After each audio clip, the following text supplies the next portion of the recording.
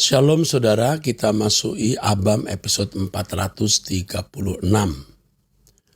Pertanyaan pertama, Pak Shalom, semoga sehat selalu ya sir. Mau tanya your opinion about Alkitab berkata kalau perceraian tidak diizinkan, tapi banyak terjadi faktanya. Terus dikatakan kalau sudah cerai hidup bukan cerai mati, kalau salah satu menikah dan yang menikahinya itu telah melakukan perzinahan. Lebih baik tidak menikah atau kembali bersatu sama pasangannya yang sudah bercerai itu lebih baik. Tapi faktanya banyak orang Kristen sudah lakukan ini.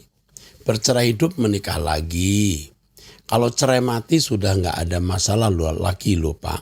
Maksudnya kalau cerai mati sudah nggak ada masalah lagi toh Pak. Nah ini orang-orang seperti Pak Eras ketemu orang-orang seperti ini kan sulit nasihatinnya. Apalagi yang pacaran dengan janda atau duda yang belum menikah sudah tidur bareng. Mana ada sih Pak pacaran yang kudus zaman sekarang walaupun yang belum nikah muda-muda. 100 banding 1 atau 10.000 banding 1. Itu pun sudah dosa toh Pak. Bagaimana ini Pak? Sulit ya manusia kalau tidak paham firman dan doa akan hal ini. Kalau tidak paham firman dan doa akan hal ini. Boleh minta pendapat Pak? Ya. Tuhan sendiri bicara bahwa di akhir zaman nyaris tidak ada orang yang memiliki iman. Artinya nyaris tidak ada orang kudus, nyaris tidak ada orang suci. Tapi kita berharap sesulit apapun kita menjaga kekudusan atau kesucian sehingga kita di hadapan Tuhan benar-benar didapati tak bercacat, tak bercelah. Ya, jangan kita terpengaruh oleh keadaan sekitar kita yang standarnya sudah jauh dari kesucian Allah. Memang sangat berat. Adapun mengenai perceraian lalu nikah lagi, yang satu cerai karena yang satu duda atau janda karena mati atau duda janda karena cerai hidup. Ini tidak bisa diselesaikan dengan satu kalimat karena bukan masalah hitam putih. Ini harus dijelaskan secara pastoral, harus dilihat kasusnya secara detail, terperinci, plus minta petunjuk Tuhan. Jadi ini tidak bisa dijawab. Kalau sudah cerai boleh nikah enggak? Cerainya bagaimana, apa sebabnya, dan lain sebagainya. Bahkan pasanganmu sudah meninggal, boleh nikah. Itu pun masih dipertanyakan Tuhan loh. Jadi bukan soal hitam putih. Ya. Adapun mengenai pacaran yang kudus sekarang hampir tidak ada. Ya, sekarang kesucian mahal sekali. Tapi Truth ID, kita semua sepakat untuk menjaga kesucian. Kita berjuang untuk hidup suci. Apapun resikonya. Apapun dan berapapun harganya. Haleluya. Oke? Tuhan memberkati. Saya tahu, saya kenal yang bertanya ini, Harwir. Salah seorang yang saya kenal mengasihi Tuhan. Selamat bro. Ya. You are part of our life. Oke, laki-laki usia 34 tahun menikah. Dia seorang pengusaha ya. Saudara, kita akan bacakan ini. Pertanyaan saya mengenai perjumpaan saya pribadi dengan Tuhan. Salam Pak Eras, pada tahun 2009 saya mengalami perjumpaan pribadi dengan Tuhan. Waktu itu saya bekerja sebagai sopir pribadi seorang ibu penginjil di Bali. Saya juga tinggal di rumah ibu tersebut. Setiap hari Selasa di rumah itu selalu ada komsel pemuda di mana salah satu pengurusnya namanya Anu adalah anak rohani penginjil tersebut. Suatu ketika mereka komsel, saya pun diajak bergabung. Sebelum jadi supir penginjil tersebut, saya dulu suka ke diskotik. Dan salah satu alasan saya mau jadi supirnya adalah ingin berhenti dari dunia malam. Waktu saya ikut gabung komsel mereka, sharing Alkitabnya tentang cerita kehidupan Rasul Paulus. Singkat cerita, komsel selesai, saya masuk ke kamar saya. Di dalam kamar saya melanjutkan membaca Alkitab tentang Rasul Paulus tersebut. Sambil bergumam dalam hati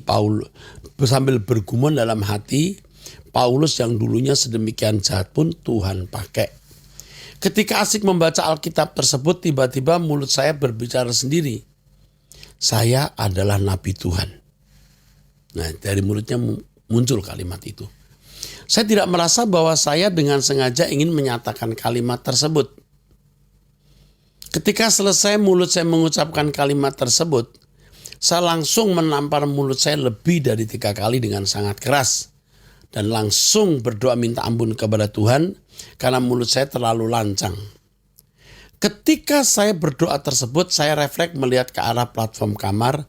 Ada sinar yang kudus di tengah-tengah sinar itu. Ada wajah seperti wajah manusia. Mata saya tidak sanggup melihat lama-lama ke sinar tersebut. Dalam kurung, di Alkitab saya menemukan kemiripan dengan apa yang dilihat murid Yesus ketika Yesus berbicara dengan Musa dan Elia di atas bukit. Ketika saya melihatnya, saya ketakutan dan menutup seluruh badan saya dengan selimut. Badan saya bergetar hebat. Takut Tuhan akan cabut nyawa saya waktu itu. Ucapku waktu itu, aku telah berbuat dosa besar sampai Tuhan mau ambil nyawaku malam ini. Dari sinar itu saya mendengar suara, bukan suara hati maupun suara pikiran.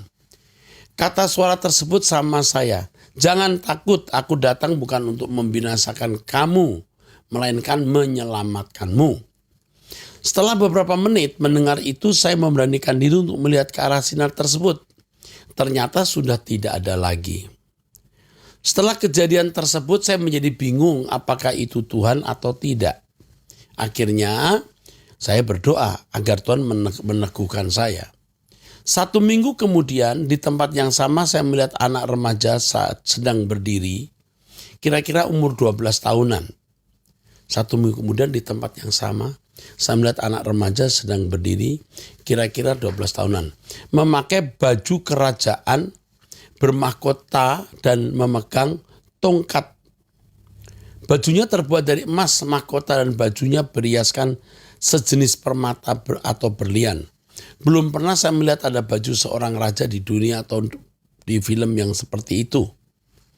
Jika kamu dari Tuhan, ketika saya menoleh ke arahmu, maka kamu akan tetap ada. Tapi jika kamu dari iblis, ketika saya menoleh, kamu sudah tidak ada lagi. Dalam nama Yesus, ucap saya waktu itu. Sebelumnya saya telah membelakanginya karena tidak sanggup melihat lama. Ketika saya menoleh kembali ke arahnya, dia masih ada. Spontan saya langsung tersungkur dan berucap, jadilah padaku sesuai kehendakmu. Waktu itu ada kalimat yang diucapkan, tapi saya sudah lupa. Dulu saya tulis detail semua dalam satu buku, tapi bukunya sudah hilang. Yang ingin saya tanyakan, Pak, menurut Pak Eras, pelayanan apakah yang dapat saya lakukan? Apa sebaiknya langkah-langkah yang saya ambil, Pak? Haruskah saya pasif dan proaktif mencari apakah yang Tuhan mau saya lakukan? Saya sudah pernah ikut pelayanan anak-anak dan pelayanan suku pedalaman, tapi sepertinya saya bukan ranah pelayanan tersebut. Karena saya tidak tahu harus bagaimana, beberapa tahun ini saya hanya berdiam diri dan sekedar ibadah pun saya tidak mau. Tapi panggilan untuk saya begitu kuat sampai-sampai setiap saya sedang bekerja selalu ada suara hati dan pikiran saya kalau saya ada tugas dari Tuhan yang belum saya kerjakan. Makin lama desaknya semakin kuat. Sebagai note, masih ada beberapa hal yang ingin saya ceritakan kepada Bapak mengenai panggilan yang belum saya kerjakan ini. Anda usia berapa ya? 34 tahun menikah ya. Ini perlu saya dengar lengkap. Kalau hanya begini, saya tidak bisa bicara banyak.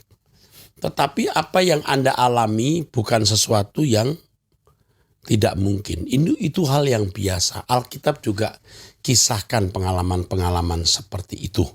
Jadi saya rasa seorang yang dipilih Tuhan untuk melakukan suatu pekerjaan. Jadi sekarang coba Anda tanyakan kepada Tuhan dengan serius di mana tempatmu untuk mengabdi atau melayani Tuhan. Saya memiliki feeling bahwa apa yang Anda alami memang Tuhan yang kerjakan untuk pesan khusus Anda. Sekarang Anda yang harus tanya